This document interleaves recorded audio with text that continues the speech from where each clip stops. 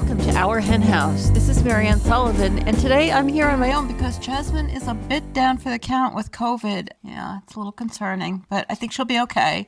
She is getting better, but it's just me today, and I could just launch into the interview, which is terrific, but I thought I would start out with a little bit of what we call TOTS, the top of the show, where we talk about a few news items. So that's what I'll do, but as I said, if it's annoying just listening to me, don't worry, because the interview is great. I'll be talking with Liz Tyson, and she is the Director of Animal Welfare and Advocacy for Born Free USA. She has the coolest job because she both deals with their sanctuary, which is mostly a monkey sanctuary. I think there are some baboons there as well, maybe other primates, but I think it was mostly monkeys and baboons. And it's in Texas. But she also does legislative work, and she's going to be talking a little about some of the bills that are pending and some of the other legislative opportunities that might be rising to help primates and other animals. They are a vegan organization. That doesn't happen all the time in the wildlife world. So I love her perspective. I thought it was a great conversation. But as I say, before I get to that, I'll talk about a few other things because there's lots going on. One thing that I've been meaning to talk about for a while is this thing that's going on at the AVMA. Of course, it's an ongoing situation. We know about this mostly from Crystal Heath, who, of course, has been on the podcast, and the name of her organization is Our Honor. She is a vet, and the AVMA, of course, is the American Veterinary Medical Association, and they have a lot of problems in their attitudes towards animals, and specifically, she's been doing all this work around ventilation shutdown, which most of you know what that is. It's when they decide that they can't slaughter the animals in factory farms for one reason or another, the most recent huge situation being COVID, but apparently there are lots of other reasons too. They need to get rid of them. Of course, avian influenza is the new one. They just shut down the ventilation and let them suffocate to death, or maybe it's not suffocation, I'm not sure. It's a horrible, horrible way to die. Of course, they call it depopulation. Charming. It's just unbelievably Orwellian. And anyway, there was a vote, and this happened in June, so I'm not, right on top of it, but I did want you to know about it. They had this vote at their House of Delegates, which, I assume is this huge conglomeration of veterinarians, and they all voted that, this is great, that its principles of veterinary medical ethics will include the language, depopulation of animals is an ethical veterinary procedure when the AVMA guidelines for the depopulation of animals is followed. There was one dissenting veterinarian in this House of Delegates. That was one Martha Smick Blackmore of Massachusetts, and good for Martha. According to this article from Our Honor, since 2022, we're talking about 97.1 million birds have been subjected to this unbelievably horrible process where, I said it was suffocation, but I think I've been corrected before, and it's not suffocation, it's heat stroke. They close the vents and turn up the heat, and they die slowly of heat stroke. I hate the AVMA. They have always done a poor job of representing animals. I don't know what goes on in that profession. I mean, most of the veterinarians I know, they probably belong to the AVMA. They're really good people. They really care about animals, but the organization just seems to be controlled by these livestock vets. The thing that's really, really bad about this is that because the AVMA is approving it, it allows producers to receive USDA livestock indemnity payments. So when they, do whatever they do to their animals, so their animals get sick or might get sick, and they decide they're going to kill them in the most horrible way possible, the government pays them to do that. And these are huge billion-dollar corporations. The one specifically mentioned in this article is Jenny O Turkey Store, which is from Minnesota, I think. That's the one that has been talked about in the news recently because of Tim Walz. It's received $105 million in taxpayer-subsidized bailouts. That's your money. It's your money. It's my money, too. All right. Let's see. Can I find something more cheerful? I like this one. This is just an announcement. This is from the North American Veganic Certification Standard for all of you gardeners out there who are interested in doing veganic gardening. There's a grant program, and these are not huge grants, but they're $450, which is certainly not nothing. And when you're, putting your garden together, this is for 2025. So there's plenty of time for those people who spend the winter planning their garden. If you have a veganic growing project in mind, it can be in an urban environment or rural environment. It can be a transition where you're changing from other kinds of soil amendments to veganic amendments, anything. It's really pretty wide, and it's mostly for North America, not exclusively. And they're doing this grant program, and you can get a grant for your relatively small gardening program. So, like I said, for those of you who spend the winter planning your garden, you have to submit your proposal by November 30th. To find out more, go to certifiedveganic.org. My gardening is definitely not eligible. I try. I actually have to weed this afternoon. It's a little out of control. All right, here's another story that I thought was of interest. All right, this one is not cheerful. Try to switch them back and forth between the cheerful and the depressing. Sometimes that's hard because we get a lot of depressing news. This is from Bezos Earth Fund, which of course is Jeff Bezos, and has to do with, what he's spending his unbelievably large amount of money on. Pioneering cattle methane vaccine project launched with $9.4 million grant from Bezos Earth Fund.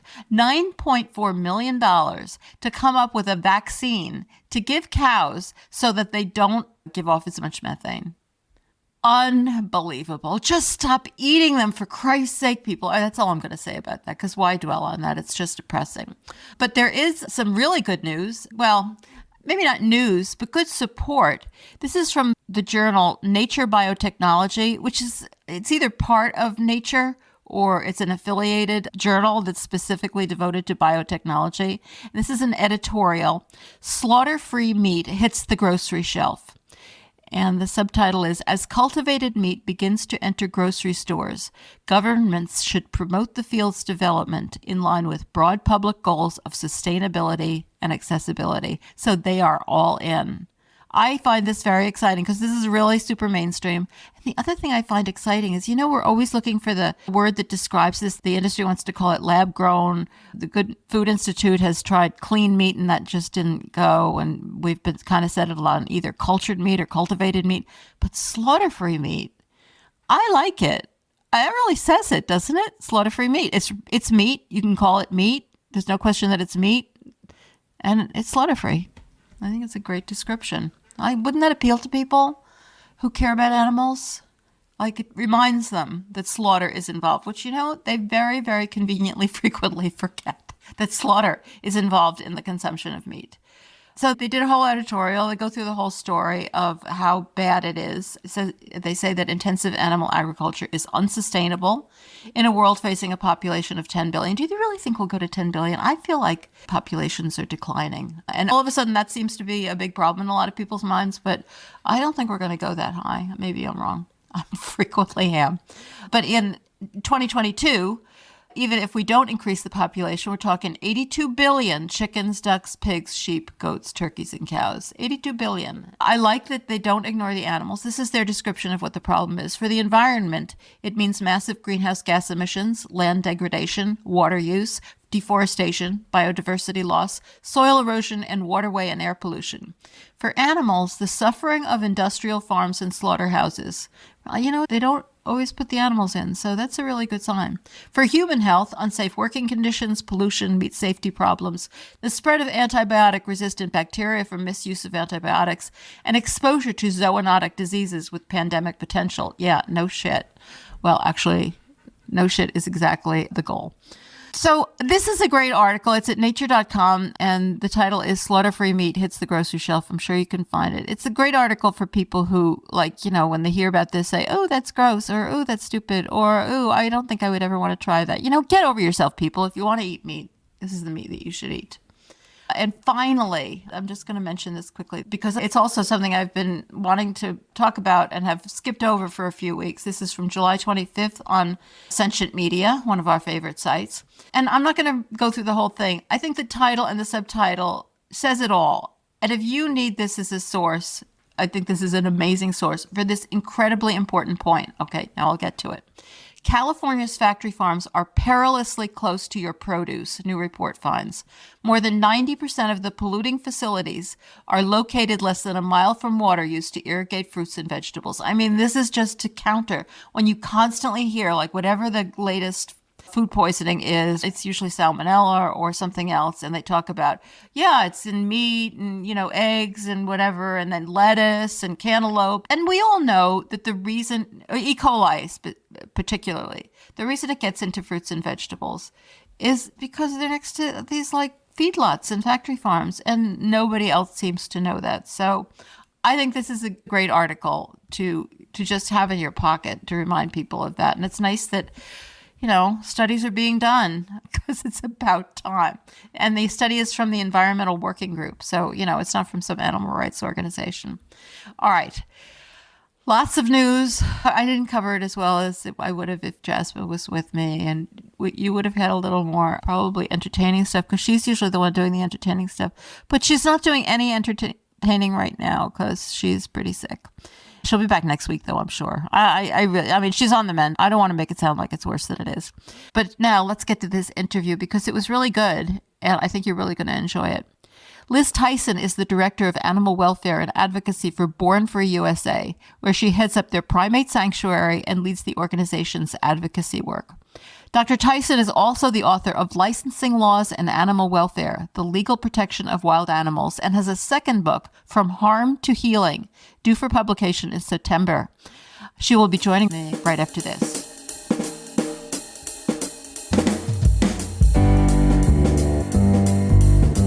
If you like what you're hearing, please consider taking a moment to leave us a friendly review. You can do that on Apple Podcasts or Spotify or Facebook, wherever you listen to podcasts, really, or wherever you're listening right now. Amazing reviews help our henhouse to climb the rankings so that we end up in more people's ears where we can join forces to elevate the voices of the animals and those who are working to change the world for them. So thank you so much for taking the time to leave us a friendly review. Welcome to our henhouse, Liz. Hi, thank you. Thank you so much for having me. It's a delight to have you. I'm really looking forward to hearing about the work that you're doing because you get to not only do policy work, but you get to actually, or at least your organization works with real animals, which is exciting. Yes. And let's start out with a little bit of an overview. I'm old enough to remember the movie and remember the song. So I have some familiarity with the concept of Born Free, but obviously there's a lot of history that's gone on since back in the 60s. So can you tell us a little bit about what Born Free USA is and a little bit of the background and just kind of an overview of what you do, and then we'll get into some details. Yeah, of course. So Born Free Foundation in the UK started 40 years ago this year. And as you say, grew out the film, the two actors who are the main actors in that film, Virginia McKenna and Bill Travers, they established the organization with their son, Will, who continues to be the president today. Essentially, in a nutshell, our work seeks to protect wild animals and to keep them in the wild, hence the name. As I say, Will is still part of the organization. It has grown over the years into a global family, if you like. And Born Free USA is a member of that family. We focus on specific issues to the US and also work in West Africa. Oh, okay. I didn't realize that.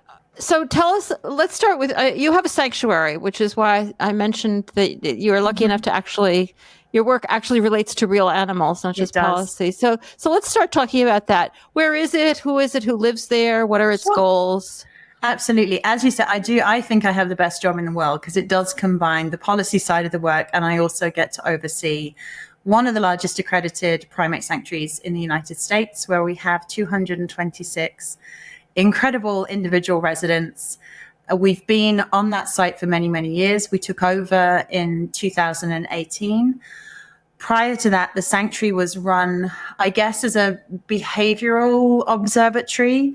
It wasn't really a sanctuary. It went through a couple of iterations. And since we took over in 2018, we've been working to ensure that it is a sanctuary and operates to the highest possible standards. So as I say, 226 residents living across 30 enclosures, ranging from 5 acres to sort of quarter an acre.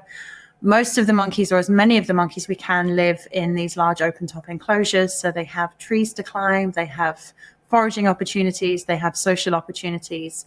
And our golden rule for the sanctuary, no matter where the monkeys come from, if it's the pet trade, if it's the lab trade, if it's the zoo industry, our golden rule is no monkey lives alone. So that's our real goal, is to help them become monkeys, because most of them have never seen another monkey before since they were torn from their mothers. So it's a real journey of recovery for them, and our job is to help them in that journey.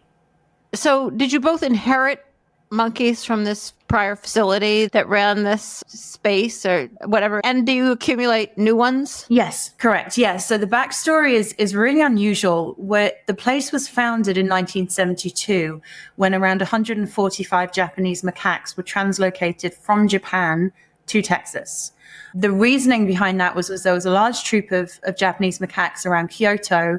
They were provisioned by tourists and people in the area, and the troop split into two. One kind of went up into the mountains and the other went down into the city, creating human-wildlife conflict.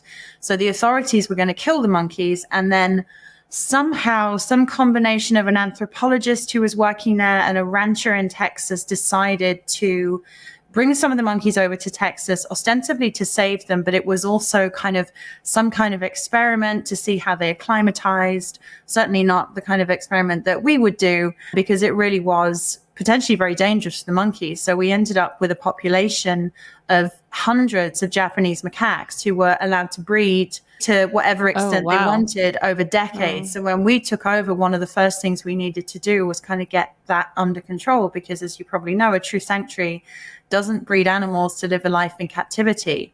So over the years, the Japanese macaque population has gradually been decreasing, and we have continued to rescue. So probably about half of our residents now, probably about 115 or so animals we have rescued, and the other half are the descendants from that original troop. Oh, that is a crazy story. It just shows how, like, people have always cared about animals in one way or another, but the animal protection movement was kind of the Wild West up until relatively recently, with people doing all sorts of crazy things, particularly, I think, I was going to say with wild animals, but that's something I want to sort out right in the beginning. Like, I don't like to call animals in captivity wild animals because it's confusing, because they're not in the wild. And some people call them exotics if they're animals who would naturally be living in the wild but are now in captivity. Is that the term you use? And is that the preferred term? We use a combination of things, and really we use the words that are going to communicate as well as possible to our audiences. Yeah. We have a couple of hard and fast rules. We would never refer to a zoo animal or a lab animal or a exotic pet animal. We would say that they were an animal formerly used in experimentation or formerly exploited in labs, or an animal who formerly lived in a zoo, or a gorilla who lives in a zoo rather than a zoo gorilla, because what we don't want to do is define these animals by the way they're exploited. Right. So you wouldn't call them like a zoo gorilla or a lab gorilla. Those are the terms you would never use. Okay. Yeah. And then in terms of wild and exotic, I think the general term for kind of the pet trade in wild animals is usually the exotic pet trade, and that's what's understood. Yeah. One thing that I tend to do myself, and generally as a policy within Born Free, we rather than use the wild, so animals living in the wild, because that has certain connotations as well, we would say free living animals, and that would help differentiate between captive wild animals and free living wild animals. So I think that's the terminology that I would generally use. All right. It gets a little confusing. So I know there has been a lot of amazing, like, work I could never have anticipated done on behalf of chimpanzees in this country in the past maybe 10 years. But I also think that perhaps, and this is not a criticism of it in any way, but that has kind of come at the cost of monkeys. It's not necessarily that experimentation has stopped. It's just that they started doing it. They realized a lot of what they were doing to chimps, they could actually do to monkeys instead, who were, I guess, easier and smaller and cheaper and less controversial. So is that true? I can see you nodding, but people listening can't see you nodding. But I think you're absolutely right. And I think monkeys have been the go-to in laboratory experiments for so long. And like you say, I think chimps have had the spotlight in some ways, and thank goodness they have, for those chimps who've been able to then be freed and who are no longer being used. But then if all we do is divert attention from one sentient being to another, then are we really winning? And of course, the issue with using monkeys in labs also came up significantly in the past 2 years because of COVID. And I think the way that these narratives are formed by the animal testing industry is really it's repulsive in some ways because they refer to the animals as if they are making some kind of sacrifice, as if they're working with us towards a shared aim. And that's why another thing that we're very careful with our terminology and how we refer to monkeys, not only would we not call them lab monkeys, I'm very firm that I do not like to make the statement that they have been, quote, retired from laboratories, because again, that indicates that they had a working life, which they're now, you know, going to green pastures. They're not retired because they never had a choice to be there. So I think the narratives around animal testing, as you know, they're overly sanitized by the industry. The reality of it rarely comes to light. And then when the reality of it does come to light, it's, well, which would you prefer? You know, is it a monkey or your child with cancer? Is it, you know, your aunt who has X illness? And it's a false dichotomy. The two things are not really related to one another because we know that these tests are not seeing the results that humans need. And it's a very dangerous and very cruel distraction that kills millions of animals. I mean, it's a hideous way of putting things. And I mean, even if it was useful, there are still enormous questions about the ethics. But considering how much of it is not useful. All right. So one thing I wanted to know was, which I kind of skipped over, is where do you get monkeys from? You know, do you get them from labs? Are you able to rescue them? But also, I'd just like you to tell us a little bit more about monkeys. I don't think I've ever met a monkey. And I really do probably know more about chimpanzees than about monkeys because I've read more about them and there's more been going on. But so tell me what monkeys are like and then tell me where you get them from. Oh, monkeys are wonderful and terrible all at the same time. I've been lucky. Yeah, they kind of have that rep. I have to say. I mean, it's true. It's true. There's no smoke without fire. And I've been lucky enough to work with primates for the past 20 years. And I started out working with New World primates, starting out with woolly monkeys, who I stand by today are the most beautiful primates you will ever see in your life. If you haven't seen a woolly monkey, please look them up. So they are New World monkeys living in the Amazon, Central and South America. And then the sanctuary that we have in the US are macaques and baboons. So for me, the joy of working with these animals is also the heartbreak of working with them because they are so complex. They are so... We all know that animals are individuals, but for some reason, you know, monkeys just have that level of cognition, that those complex behaviors, complex social hierarchies and interactions, both with each other, with us, with their environment, that I learn from these guys every single day. They have friendships, they love, they grieve, they have, you know, arguments, they have their frenemies, they play political games to maintain their position in their hierarchy. They are incredible beings. They're funny, they are mean, they can be kind, they can be gentle, they can be aggressive, they can be dangerous. They're the whole spectrum. They're just like us. They're like any animal. You know, they have this deep, profound complexity and inherent value of their own. As you can tell, I'm a fan. And the monkeys we care for at the sanctuary, it was a complete pivot for me in terms of my career because I'd never worked with old wild monkeys, so monkeys from Africa and Asia.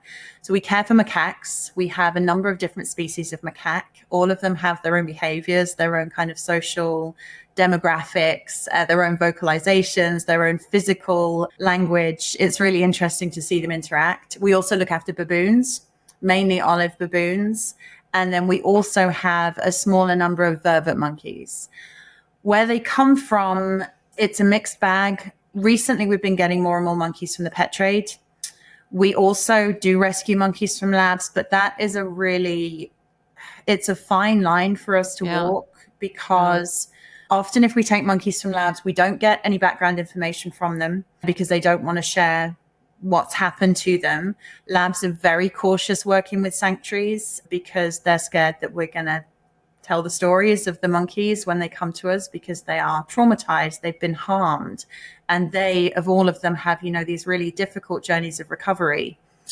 So we need to kind of play nice with the labs to some extent so we get the opportunity to rescue. But then there is always the challenges of who do we take? And for ethically, if a lab is saying, can you rescue these 2 monkeys? But we know that they're going to continue testing on monkeys. Are we just freeing up cage space so that it can be filled with someone else?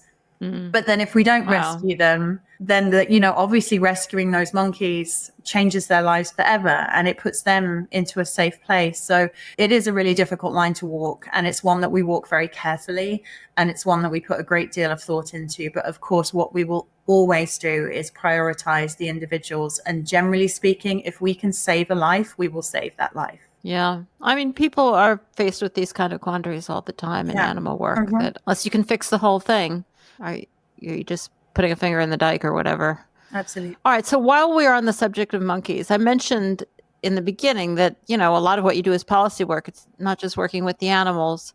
So one of the things you're working on is the Captive Primate Safety Act. And I think that's one of the things you really wanted to talk about today. Can you tell us what it is? Of course. Yeah, so one of the things I think is really important about our work is that we do the kind of start to finish. And we are in a really interesting position because a lot of the time, if you have primates in a sanctuary, you are just focused on running that sanctuary because, of course, sanctuaries are difficult and expensive to run. We have the luxury of both having the sanctuary, so we have individuals whose stories we can speak to inform our work on a policy level. And the Captive Primate Safety Act will do more or less for primates what the Big Cat Public Safety Act did for big cats back when it was introduced at the beginning of last year. Yeah. So for your listeners who weren't aware of this, the Big Cat Public Safety Act essentially banned private ownership of big cats in the United States. It also banned public interactions with them, which meant it more or less shut down the cub petting industry, which was fantastic. Now, the Captive Primate Safety Act would do similar. It would ban the private keeping of primates. What it wouldn't do is ban all interactions in zoos, which we're disappointed about, but we're not letting the perfect be the enemy of the good. So our hope is that we will get that law implemented, and then we will essentially make the keeping of primates as pets illegal. What will happen with that is those who already have primates will be allowed to keep them, I think, as long as they're registered. And then as those primates die, they will not be able to be replaced. So as with so many animal welfare laws, it's not the generation who is there right now who are going to benefit from this, but it's going to be the future generations who are not going to suffer in the same way. And that would be an incredible win. Yeah. And I mean, so many things with animals too. It's like, even if we had the will to fix it all in a minute. I mean, when you think of, people talk about this with farmed animals all the time. I mean, obviously we can't just stop slaughtering them. Like, what would we do with them? But like, we have gotten ourselves into such an enormous, hellish hole with what we do to animals. It's hard to imagine an ethical way out of it. But it sounds like that's a really important first step. How many primates what kind of primates, and how many of them are there in the pet trade or in people's homes? Estimates have said 15,000. I'm not sure how up to date that is, but in terms of which animals are in there, I actually did this analysis for our sanctuary work in the last couple of days. And over the past 5 years, there have been 151 cases of animals who needed rehoming. And of those, the majority were macaques, so the species that we care for most. I think 33% of them were rhesus macaques, and those are the monkeys who are most commonly used in laboratories. The second most common were lemurs, so prosimians, who are not monkeys per se, but prosimians who are commonly kept as pets and in zoos, roadside attractions. How insane is it to keep a primate as a pet, like either a macaque? I mean, it seems like it would be a full-time job at least. It really is. And you know what? There's a couple of things with pet primates, and macaques in particular. The vast majority of macaques carry a virus asymptomatically called herpes B. Now, herpes B, if contracted by humans and not treated, is fatal in between 80 and 90% of cases. Oh my God. And people have these animals around their children. Obviously at the sanctuary, we have really strict safety protocols, PPE, all of that. We don't directly interact with the animals because that's not what we're there for. But people have these animals in their home. And then, the canines that they grow are dangerous weapons, which they know very well how to use. So what generally happens is people buy a baby monkey as a pet. That baby will have been torn from their mother at often a couple of weeks old. They are vulnerable. They are helpless. They will cling to you, and they are adorable. They will gradually get older. They're not going to be happy about you putting a diaper on them. They're not going to be happy with people coming and going into their house. What will generally happen, and this is a very simplified explanation, but a monkey reaches adolescence, and in their natural environment, they would begin to work out where they sit in the hierarchy, in the social hierarchy. Yeah. Monkeys do that by challenging other members of the group. So they would kind of fight their way to the top, literally. And so they will challenge the members of who they consider to be their troops. So that might start out with the family pet. It might start out with the children, because they're going to confront the kind of weakest members of their group. So we get children who've been bitten. We get owners who've been bitten. And then generally what happens, that monkey reaches about 6 or 7 years old. Their canines have come in. They're very, very strong, proportionate to their weight. And they have, 2 arms, 2 legs that they can use in very different ways that we can. And so just the potential for them to inflict harm is immense. And a lot of the time, the monkeys we get will come to us because they've bitten someone, because they've injured someone. And then the person is like, we don't know what to do next. One of our most recent rescues attacked his owner's son-in-law, and he had to have 18 stitches in his head and his shoulder. And it took 2 grown people to pull this 15-pound monkey off this grown man.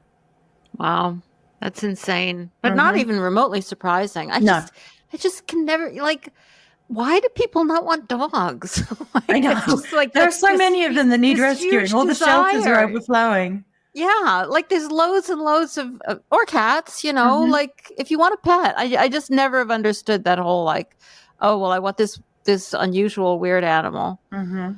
But it seems to be a very common impulse. Humans, we're odd, and that's a kind word for it. Let's talk a little bit about zoos. A lot of people, that's kind of a crossover issue for animal rights activists. Like, should there be no zoos at all? What's Born Free's position and your position?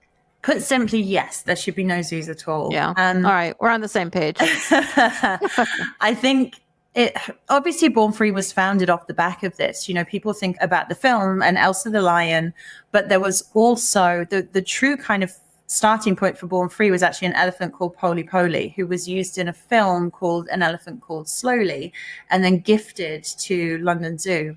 And she died very, very prematurely in her concrete enclosure in Regent's Park in London Zoo. And that was really the impetus for Born Free to be found. And I think, like you say, it's something that people sit on the fence with, even in the animal rights community, which has surprised me for a long time. And I think that's partly because zoos do such a fantastic job of doing their own PR. And really what I find very interesting is that zoos haven't really changed much. The enclosures might be a bit bigger. They're not generally concrete anymore. There's kind of some nice landscaping going on. But a lot of the major zoos are still on the same footprint that they were on decades ago. So they don't actually have any more space. The zoos are designed with the visitor experience in mind. So they create areas, quote, the African savanna or the Amazon rainforest. And actually what the design is built around is so that the visitors can see as many animals as possible in as short a time as possible. Whereas those animals are then confined to these small spaces that don't come anywhere near their natural range. They're put into social groups that don't work for them, that they don't get to choose. Artificial insemination is extremely common in the interests of, quote, saving species. And zoos have managed to convince people that they are required to protect species and that they have saved many endangered species from extinction. But the truth is, there's been about 9 species that zoos have been able to point to, and this is over decades, that they have had some role in supporting the kind of reestablishment of. And a lot of those projects were not actually linked to animals being kept in zoos, but it was zoos being involved in field projects. So that the captivity of the animals was not an important factor. We know that zoos don't release animals. We know that the vast majority, up in the kind of 80% of animals in zoos, are not threatened in the wild. So most of the animals in zoos are simply there to, as zoos would put it, they're ambassador animals to then draw attention to the issue, and then people will be concerned about conservation and protect animals because they visited the zoo. Now, that doesn't make sense either because, let's be honest, most people in the US at some stage have gone to the zoo. And if the zoo was so great at converting people into conservationists, surely we wouldn't be in the, the sixth mass extinction. Good point. Yeah. Zoos are not converting people to become conservationists. And even if they were, are we really saying that hundreds of thousands of animals being essentially sacrificed in the sense that they will live the most limited, miserable life in captivity so that we can go and look at them for a couple of minutes on a Saturday afternoon? And research has shown it is literally a couple of minutes that people stand at an enclosure. Can we honestly say that that is an ethical way to use animals? And the final point on this, as you can tell, this is something I feel very strongly about. The final point on this is that this kind of myth that zoos are required to get people to go and visit them, to see the animals, to care about the animals. If they care about the animals, they'll support conservation. That would make sense if the conservation organizations that do not hold animals captive were suffering. But the conservation organizations that don't hold animals captive, for example, the World Wildlife Fund, Nature Conservancy, and I know they have their own issues, they raise far more money than zoos do to support conservation efforts. And I think the collective zoo industry around the world raises less money than the Nature Conservancy and WFF on their own. So at best... And they have to maintain all those zoos. I mean, they're absolutely not just putting the money to conservation. So, it's either just not an efficient way to raise money for conservation because you're sacrificing these animals and you're maintaining these massive facilities, or it's just not really supporting conservation at all. Yeah.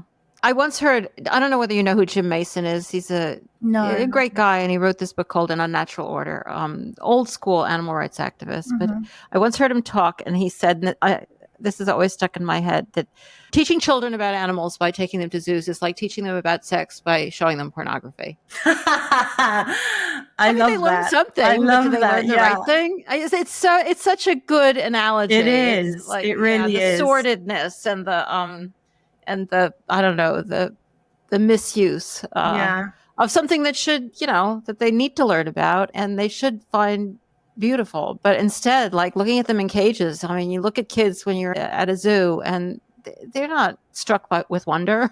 No, not. No. And there was some research a couple of years ago that looked at, I think it was about 3,000 students who visited London Zoo. And it was a piece of research published by the zoo industry, to my understanding. And they kind of spun the data, which was interesting. But what the data actually showed was that the children experienced either neutral or actually negative learning outcomes. So they didn't learn anything, essentially. So, and it was interesting that some of them kind of undid learning by going to the zoo. And like you say, what can you learn from a tiger sitting in a cage completely outside of his or her ecosystem?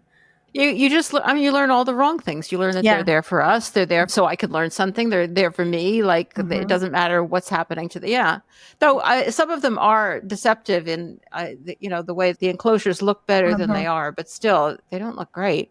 No. So what are the best ways for children to learn to care about wild animals? I think that's a great question, because I think that's one of the biggest arguments that's put forward for proponents of zoos, which is kind of, not everyone can go on safari to Africa. And it's almost kind of created a sort of class argument about it. But, there's plenty of ways that children can learn. They can learn from documentaries. They can learn from books. There's some really amazing work being done. You should look up the project Zootronic. And that's looking at kind of virtual reality zoos where you could actually immerse yourself in an ecosystem and see all of the animals and plants and all of the other elements of the ecosystem without harming anyone. And I think it's also about adjusting our expectations of what we have a right to see. So I think it's something that we get asked a lot. Well, if I don't take my child to the zoo, what's the alternative? And that kind of implies that the child has a right to see those animals. And actually, with all due respect to them, it's not our job to come up with an alternative, because if a zoo is unethical or unkind, then that stands alone. No, but it's our job in the sense that we do want children to learn to care about animals and grow up and support them and try to preserve them. So not so much that it's our obligation to the children, but it's our Sure. obligation to the animals, for children to learn more You're about absolutely animals. right. Yeah. I think, and I think something really interesting is, every single adult knows a child who's obsessed with dinosaurs or obsessed with outer space or, obsessed sharks. with pirates or obsessed with, whatever it is. And, parents kind of bend over backwards to make sure they have, all the books and they watch the films and they do this and they really kind of cater to those passions. So I think any suggestion that we need to see captive wild animals in order to create passion around subjects has never met a 5-year-old with a dinosaur obsession. So I know this is like a big question, but moving away from zoos to animals who are actually living in the wild. Yeah. I would love your thoughts on how to think, because I really don't know the answer to this, how to think about species preservation in light of the fact that we're living with potentially catastrophic climate change. I feel like I have to change the way that I've thought about it in the past, change the way I've thought of, because animals are going to move around a lot and the world is going to be shifting. I mean, like I said, this is not a fair question, but I just appreciate your thoughts. Yeah, it is a really tough one. And it's one that I struggle with when we try and, cross over the worlds of conservation and animal welfare and certainly animal rights, because they're not always great bedfellows. Conservation has been focused for so long on species conservation, regardless of individual needs. So that might mean, killing a non-native species in order to allow a native species to flourish. It might mean sacrificing individuals of one species in order to support other members of the same species. And like you say, add on to that just human mass destruction of everything. It creates a really complex situation that personally, I don't think, how do I phrase this? So I think conservation of species in the wild has traditionally been a white colonial project, and it hasn't involved local communities. It hasn't involved local knowledge. It hasn't taken into account kind of local socioeconomic issues. And I think some of the most effective conservation efforts I have seen have been community-led, which makes perfect sense because, the quote Western scientists coming in and not knowing the lay of the land, not knowing how to protect those species. There's an organization, Neotropical Primate Conservation, who I used to work with, and they've basically spent years working with local communities to facilitate the development of reserves, of wildlife reserves. And that land is owned and in trust to the community who have a vested interest in caring for it. And that's some of the most successful conservation work I've seen. I think we have to accept that certain habitats are perhaps beyond saving. And then I think that the ethical question is, how far do we go to protect species within those habitats if they can no longer sustain the individuals? Because the place that goes to in kind of, wider society is zoos. Is, let's keep the tigers alive in a zoo, and then we can kind of say that we've saved the species, even if there's no habitat for those tigers to ever live in.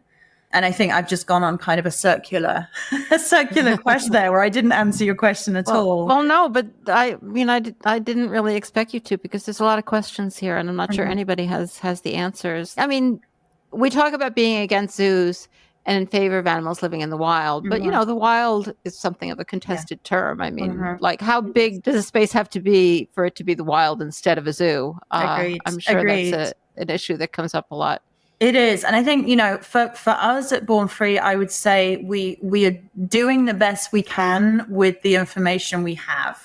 And, we will adjust as time goes on. So an example is just last week, our West Africa team in Benin rescued 626 mud turtles who had been trafficked, probably on the way to, some of them the pet trade, some of them for food, some of them perhaps for traditional medicine. They were seized. They could be released. They were native to Benin. There were 5 of them who were native to, I think, Nigeria. And so they were transported there. It was kind of it was a small rescue mission because turtles are small and it doesn't take that much to move 600 animals. And they were rescued and they're on their way to be released right now. And for those 600 animals, that's life-changing. And that worked for them at the time. And we're going to continue to do that kind of work to the extent we can when it's in the animal's best interest. Do you think we're going to have to change? I mean, we'll change the way we think of zoos and preserves and where the line is drawn, but also, do we have to change, or are we going to have to change how we feel about quote unquote invasive species? As you know, animals are going to be a lot more on the move as their habitats shift.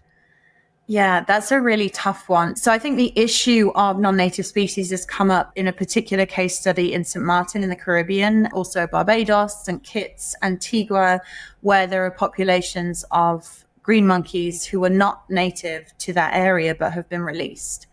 So St. Martin is a good example. The reason we found out about it was because the government had ordered the killing of the population of vervet monkeys, and that was based on some really bad research and poor science, which I won't get into just now, but about population expansion that was never realistic. But the government wanted them killed. Some of the local people like them. The tourist industry seems to like them quite a lot because they're an interesting draw. Some local people are having their livelihoods impacted because the monkeys are crop raiding. And so there's all of these differing views. But what this seems to be hinging on is the fact that they're non-native. But I guess we need to kind of wrangle with that, because from an ethical perspective, if it's humans who have caused that population to be there, which is, let's face it, what happens every time there is a non-native species, then do we not have an obligation to treat the result of that in a humane way as possible? So what we suggested was that a sterilization program could take place on the island. We offered volunteer support for that. We offered to send vets who could train local vets. We said that we would try to secure funding. We didn't know if we would be able to get it, but we were willing to work with them.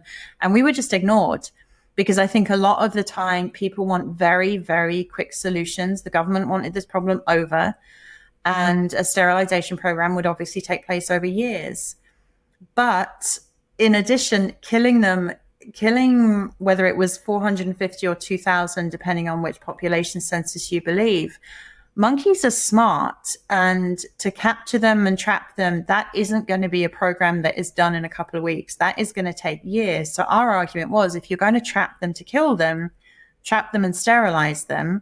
And you can start with the troops who are crop raiding, and they will have a particular social structure. They will have an area that they spend time around. So you can start impacting the problem quickly.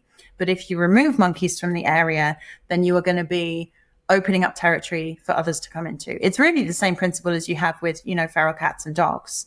So yeah, exactly. Yeah. So yeah, it's an issue. There isn't a solution to it right now, because obviously the government has sovereignty and has the power to make those decisions. And I would imagine it's going to roll out across most of those islands that have those monkey populations, where they will just seek to essentially destroy them.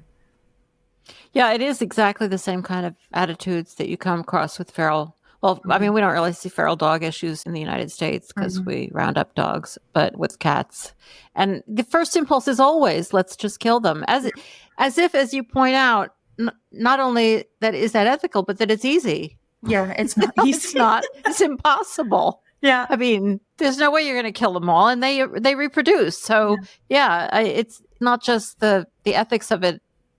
There's just this blind spot that humans have, that they think that they can get rid of animal issues by just killing a lot of animals. And it's just not even realistic.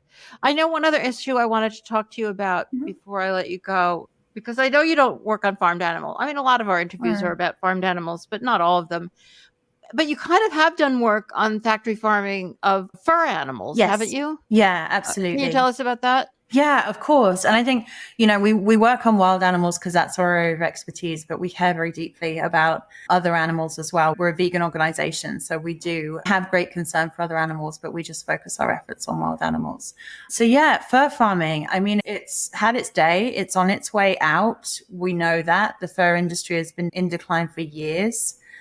People don't want to wear fur anymore. The consensus in the US and Canada, there was a poll that went out a couple of years ago, 70-something% of people think fur's cruel. The industry has not yet fully got the message, but they are just they're in the dregs of the industry now, and we're hoping that it will be done in the next few years. And, COVID was, I don't want to say that there was a silver lining to COVID because it was horrific. It caused so many deaths. It caused such tragedy. But what COVID did do was help people understand the dangers of zoonotic diseases in a way that had never been articulated or understood before with the general public. Zoonotic diseases were something that, we working in animal rights or welfare or kind of, welfare scientists knew about, but, the Joe Blogs on the street wouldn't necessarily know. People don't even know that flu is connected to animals. It's unbelievable. Yeah. I mean, this disease that kills so many people every year and that, is a huge problem. We, have more or less under control, but somewhat less under control than we would like to. And they don't even know that it has anything to do with animals. Yeah. Exactly. And there are so many zoonotic diseases. And of course, fur farming was then put into the spotlight, particularly mink fur farming, because it was found that minks were excellent carriers of COVID-19. And millions of minks across Europe were killed as the governments took firm action to bring in bans. Again, as we were saying before about, it's the future generations who benefit, not the current generations. Unfortunately, every animal who is currently in a fur farm is going to be killed.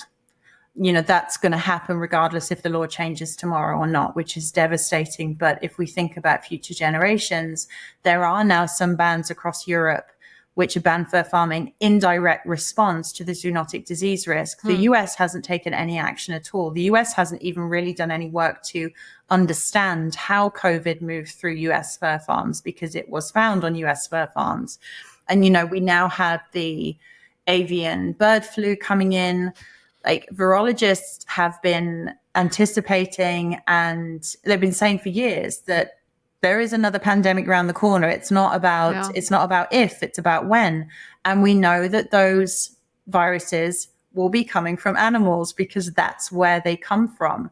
So I think it gives us a unique opportunity right now to hold up, such an incredibly important public health risk. If people don't care about the welfare issues, and a lot of people do care about the welfare issues, but if they don't, you can be sure they're going to worry about the public health issues. And we think that might be how we're going to end at least mink fur farming in the US, because if we can't get legislation passed because people care about the animals, we may have a much better chance of getting it passed because people are concerned about themselves.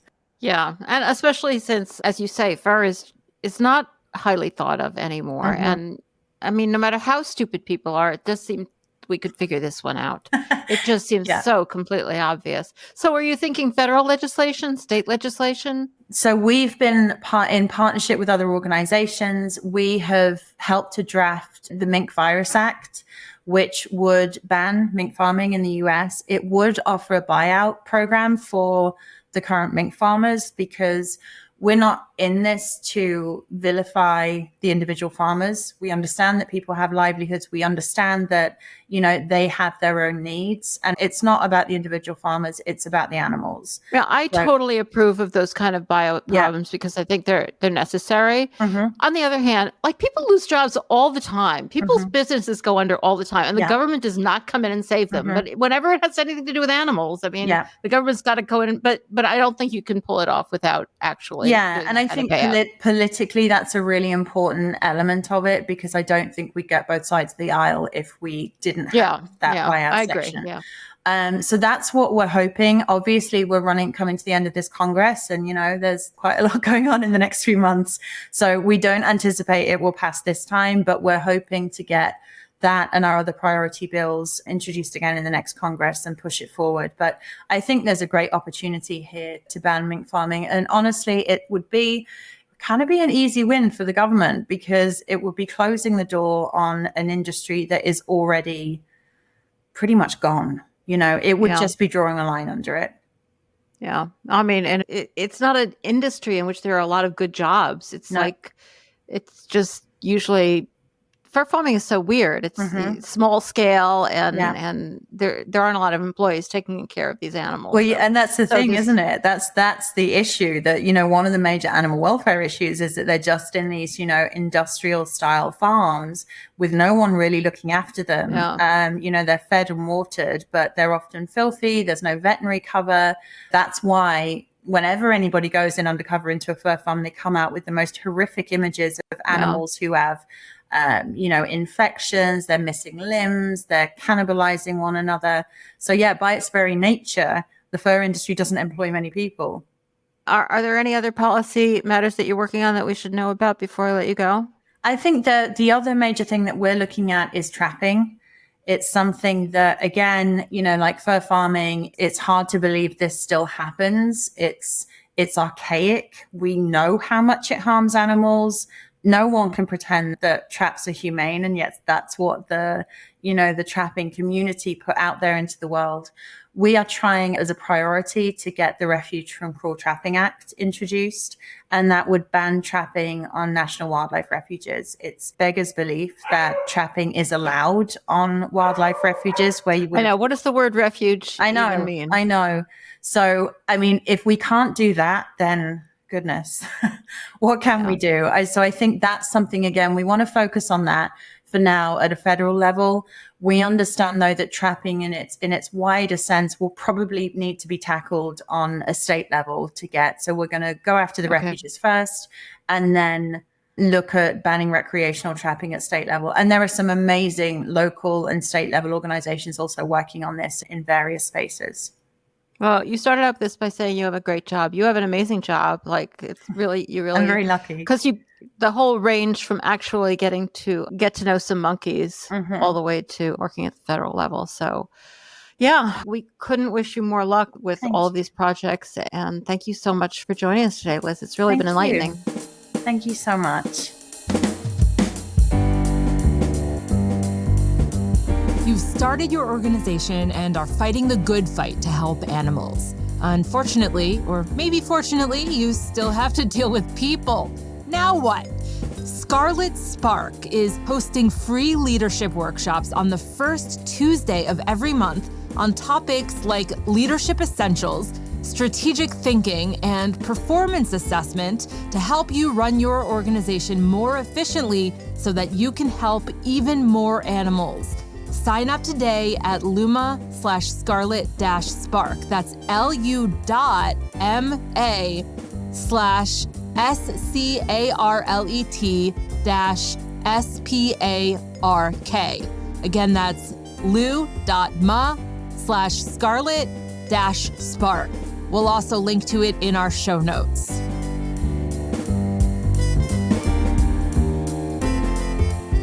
Anxieties are rising. Bird flu. Like, if anybody's anxieties are not rising about it, they're just foolish. That's all I can say. Well, you could say their anxieties are rising, but it seems like for dairy farmers, the anxiety that they mostly have is that they'll get caught. This is an article from Reuters, and it's entitled, U.S. Undercounts Bird Flu in Cattle as Farmers Shun Testing, which immediately makes you think, like, what? Is it up to them whether they get tested? And yeah, apparently it is. All right, this is an article by Leah Douglas and Tom Polancic. It starts off by telling us that the U.S. bird flu outbreak in dairy cattle is much larger than official figures suggest due to farmers' reluctance to test their animals and risk the economic consequences of a positive result. And apparently the USDA has looked for bird flu in about 190 dairy herds in 13 states. And they have found that 13 dairy and poultry farm workers have been infected with bird flu this year. And in spite of these figures, which, obviously it's minimal testing and scary results, quote, the government tally is likely an undercount because farmers are fearful of the economic hardship brought by a positive test, including being restricted from selling their milk or cattle for weeks. Well, isn't that just a shame? Isn't that just a shame? They are incentivized by the fact that they won't be able to sell their bird flu infected milk and beef. Unbelievable. Aren't you glad you don't eat this stuff? The U.S. is actually the only country with known infections in cows, but, we're seeing more and more of it. And of course, the big fear is that once it jumps to, it obviously has jumped to a bunch of different mammals, but once it jumps to mammals in large scale, it will then eventually jump to humans and find a way to infect humans more efficiently. And it says here, quote, a USDA spokesperson said the agency has encouraged testing by requiring negative tests for cows being shipped over state lines since April. Well, how many cows Are a lot of cows shipped over state lines? Like, could you tell us that? And offering a voluntary program for testing farmers' milk supplies weekly. 24 dairy herds are participating in that program of roughly 24,000 farms nationally that sell milk. Okay. It's unbelievable. According to this, 6 farmers, veterinarians, and other experts, I guess these are people who were interviewed, said farmers were reluctant to test because they did not believe the virus a serious concern. Oh, good for you. Or because government incentives to test did not offset their expected losses. Well, of course they're not going to want to test. Like, of course they're not. I mean, unless they're remarkably good people, which, chances are they're not. There is compensation. USDA offers to compensate farmers with infected animals for veterinary care and 90% of lost milk production, which seems pretty damn high to me. But no, they're still not doing it. Like, if you're going to make it voluntary, it's not going to work. According to Jason Schmidt, a dairy farmer in eastern Kansas, there's plenty of dairy farms that I've heard about that just don't believe it. Well, good for you. I guess it's like COVID, like people don't have to believe things. It's not required for you to believe things. People are sometimes required to do things, like keep bird flu out of the milk and meat supply. I mean, obviously they don't care about the animals, but people buy this. Most dairy cows are turned into beef, and people buy that beef and people eat it. And apparently, I read somewhere that, if you eat it to a really high temperature, if it's cooked well done, it's less likely to give you bird flu. Like, what are we doing here? It's unbelievable. All right, this next article. Every once in a while you hear something new, and it's usually bad, and that's this. This is from Beef Magazine. Bird shot in beef, the hidden defect. Hunters are not causing this problem. Now, the problem is that according to the 2022 National Beef Quality Audit, birdshot is a problem with 100% of packing plants, those are slaughterhouses, reporting buckshot or birdshot in beef from market cows and bulls. So these cows are going to the slaughterhouse with buckshot in them. Apparently, and it's a pretty big issue, even if you don't care at all about cows, because it's costing them money. Birdshot is found around 105 times a year and well over 2 times the rate of any other foreign object. So they do have to take it out, and I guess we have to assume they're being responsible about it. And so it costs them money because they have to not use those hamburgers. Obviously, whoever's writing this article doesn't particularly care about the animals, but let's think about it. I mean, why do these animals have buckshot in them? And according to this article, hunters are not causing this problem. There are some, this is unbelievable. There are some out there handling their cattle with shotguns. This is not only poor animal handling. Yeah, you think? But also inhumane. Yeah, you think? They apparently, cowboys, we just love cowboys, don't we? These salt of the earth, like all of these people are constantly bragging about how great they are. They apparently shoot their cows with shotguns in order to make them do what they want them to do. They shoot them. According to this article, no matter how this article is, taking the high road. No matter how stupid or waspy cows and bulls might act. Stupid or waspy? I don't even know what the fuck waspy means, but stupid? Really? Stupid or waspy cow, because they're not doing what you want them to. Isn't that like classic? No matter how, I'm sorry, I'll try to get this sentence out. No matter how stupid or waspy cows and bulls might act, they should not be shot at, whether intentionally or by accident. Well, this is saying it's intentional, and yeah, they shouldn't be shot at. Seems like, like Animal Care 101, don't shoot your animals. This is unbelievable. I mean, of course, then these animals have like buckshot in them. It's got to hurt like fucking hell. And then, I guess they're on their way to slaughter. So, it never matters. Like if they're going to slaughter, who cares? Well, even if they're not going to slaughter, who cares? All right. Speaking of who cares, this is from Hoard's Dairyman. It's a column by Jessica Peters, who's a Pennsylvania dairy farmer. Not every calf is meant to live. It's the tone of this particular article that makes me want to scream. Even when we do everything we can, some animals aren't equipped to survive. It's this like tone, like we are such wonderful people and we care so deeply about our animals.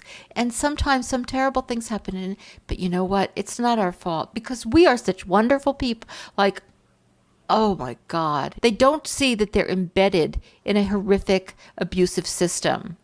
So you can think whatever, this is a problem with the world, isn't it? People just think that they're not personally responsible.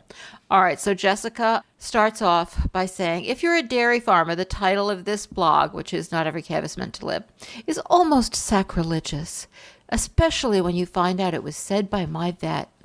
As dairy farmers, we're raised knowing that you never give up.